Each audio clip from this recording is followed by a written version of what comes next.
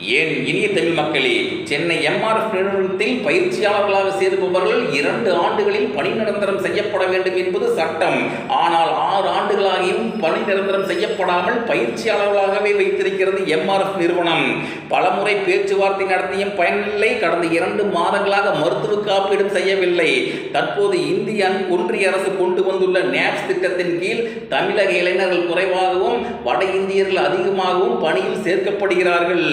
தாராளமான நிலம், தடையில்லா மின்சாரம், தங்குதடையின்றி நீர், கோடிக்கணக்கில் வரிச்சலுகை இவற்றையெல்லாம் தமிழ்நாடு அரசு பன்னாட்டு நிறுவனங்களுக்கு தருவது எதற்கு?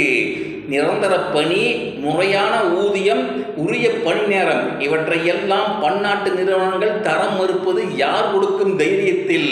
சமத்துவம், சம உரிமை, சமூக நீதி பேசும் திராவிட மாடல் அரசு தொழிலாளர்கள் பக்கம் நிற்காமல் பன்னாட்டு நிறுவனங்களை கண்டுகொள்ளாமல் இருப்பது பச்சை துரோகமாகும்.